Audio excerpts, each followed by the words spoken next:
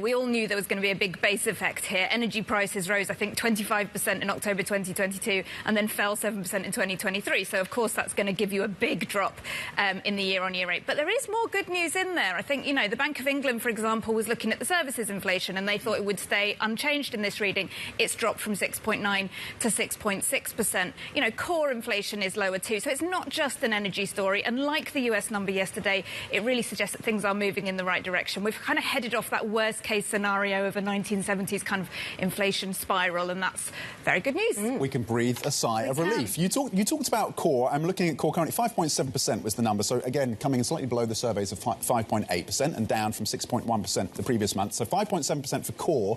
When do you see core getting kind of a four handle? How far into 2024 do we need to be looking for that kind of number for core inflation in the UK? I think it's a few more months yet.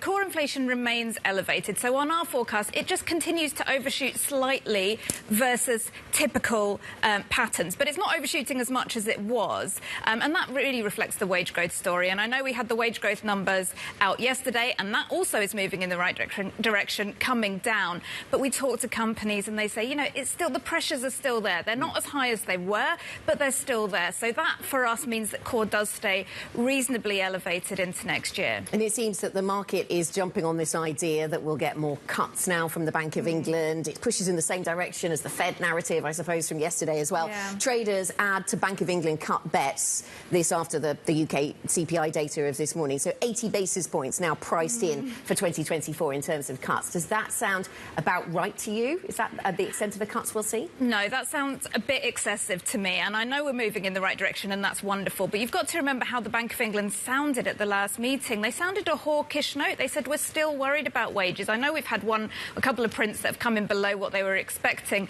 but they are still worried and they are still hawkish. And I think with inflation, it's a little bit when you go on a diet and the first few pounds that you lose are the easy bit, right? And then after that, you hit the dreaded plateau and it's really difficult and you're struggling.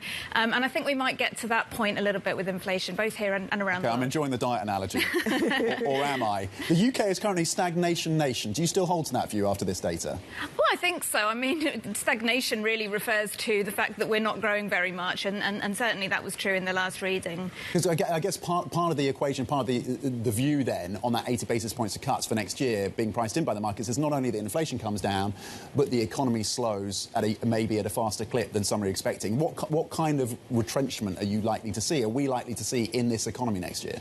So we're looking for kind of really stagnation rather than recession outright. But the more important thing is, of course, unemployment. Unemployment tells us more about demand in the economy, and it also tells us about inflation pressures. Unfortunately, the unemployment numbers in the UK are sort of a bit shrouded in mystery at the moment because the Office for National Statistics is not sure about its own numbers. So I think stagnation is right. We're not seeing a big spike in unemployment. We're not seeing mass redundancies, anything like that.